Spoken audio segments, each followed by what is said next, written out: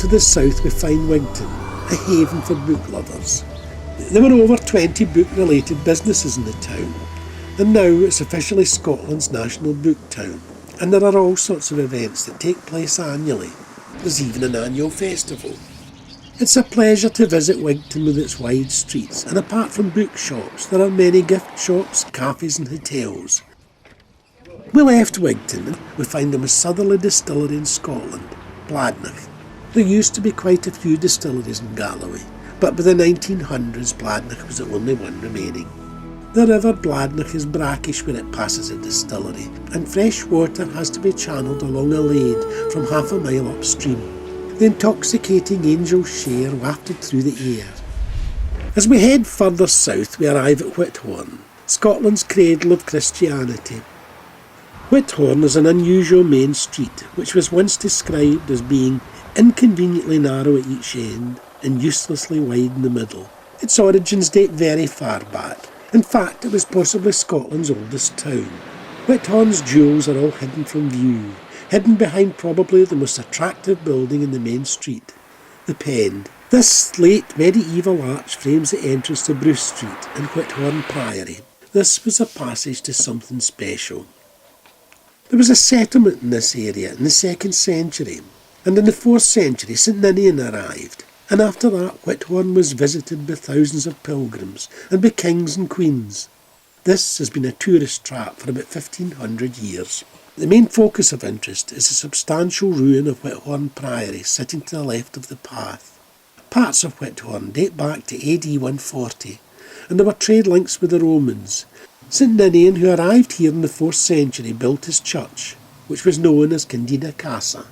The White House and excavations of the most ancient buildings here uncovered a stone building, with the white plaster which gave the church and the town its name. St Ninian was buried here in his white church, and his shrine was a centre of pilgrimage for centuries. Another 4 miles south on this fascinating tour of Galloway, we arrive at another jewel, which has been designated an outstanding conservation area, the Isle of Whithorn. For centuries the main highway into the Isle of Whithorn was from the sea. The harbour is still the main focal point of the village.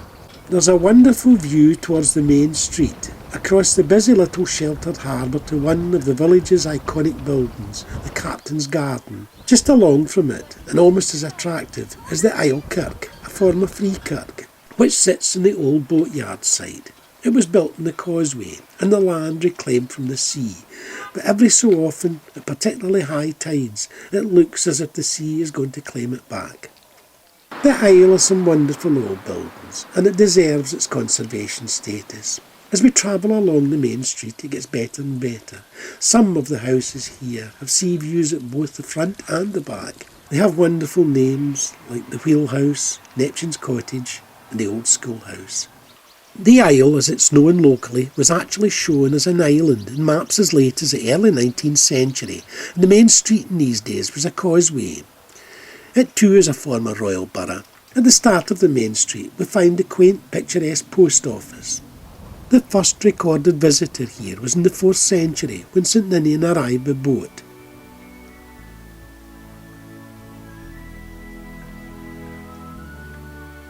At the back of the harbour a path leads to St Ninian's Chapel. It was built about 1300. About 3 miles to the west, a signpost points to a rocky headland at the far end of the bay. There are crosses everywhere.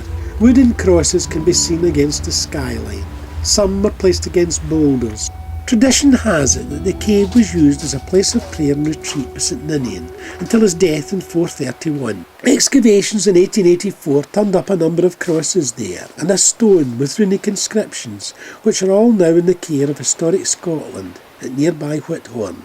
Other carvings on the western walls of the cave had been discovered and dated to around 700 to 800. I headed back. My next stop would be at Monreath.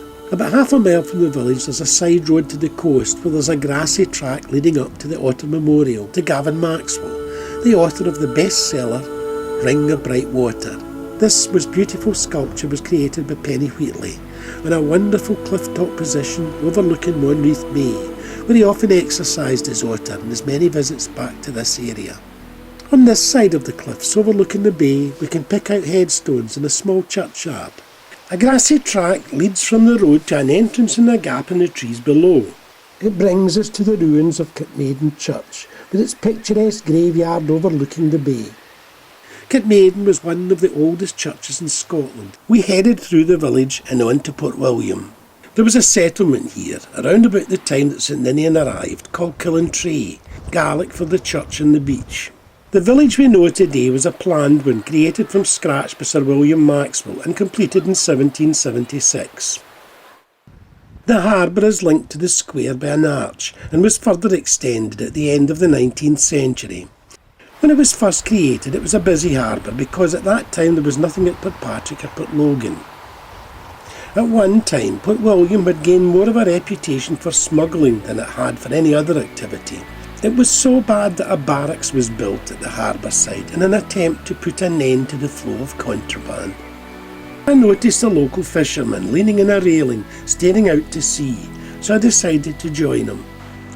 As I got closer, I realised it was the most wonderful life-size bronze statue gazing out to sea.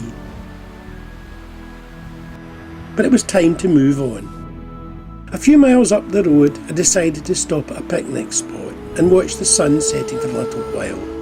This had been an enjoyable part of my trip. I decided to have one last look at my wares before I headed home.